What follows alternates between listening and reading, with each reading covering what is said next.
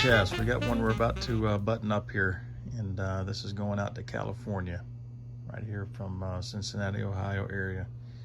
So we've got a what is it, 1x8 that we've made into a box, and I've had to take some extra plywood and use that for the ends and for the lid as well. And what we're going to do is wrap this in a plastic trash bag. Then I'm going to use some of this foam, spray foam, get that all in there.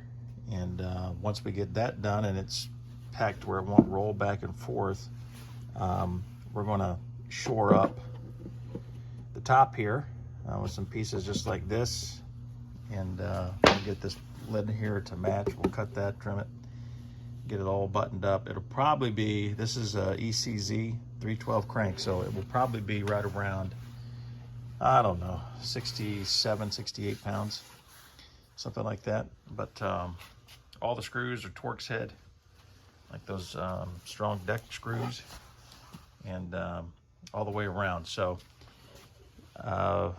this should secure it well, but we're about to find out. Okay, we've got our wood all trimmed up, ready to go. Just as extra braces in there, then also the lid. I've got 55-gallon drum liner trash bag that I've cut into 2 sheets, and we're going to take the crank out, lay 1 sheet in the box, then wrap the crank in plastic, lay that back down in the box, and then between the 2 pieces of plastic, we're going to put our great stuff. And we should be able to pack this pretty tight in here. All right, we've went ahead and put these braces back in here, and then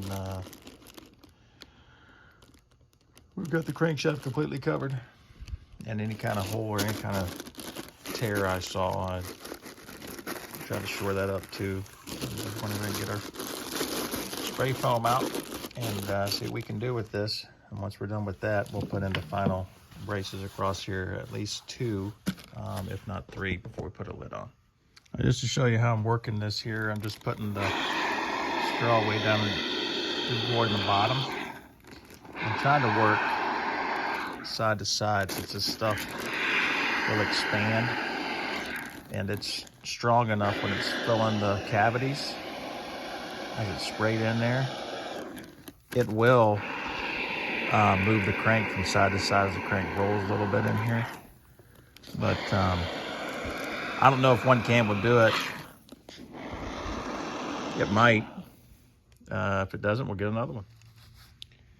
All right, so 1 can didn't quite do it. So we got another one here. We're gonna get in here and try to fill in every nook and cranny that we can. And this stuff does expand pretty good, so. But we can shave off anything that's just way too much in there. All right, something else I'm doing, I'm marking the supports as I put them on, and not just for numbering purposes, but really so that you'll know when you put the support back in, you know how to line up the screw holes and all of that. It'll be a whole lot easier doing it this way. And these supports are up against the throws as tight as possible. So once the foam sets up, that should keep it from rocking back and forth.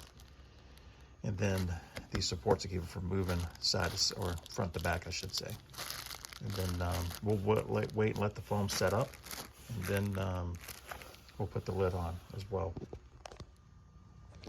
All right, we're all buttoned up here.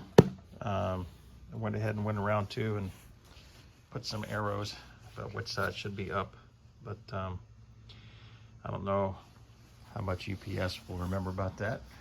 It goes through depots and transfers, but it will be a good reminder for my machinist when he'll know the bottom's glued, the top is not, and all this will just unscrew, the lid will, and then so will the supports, and it just lift the crank right out of there.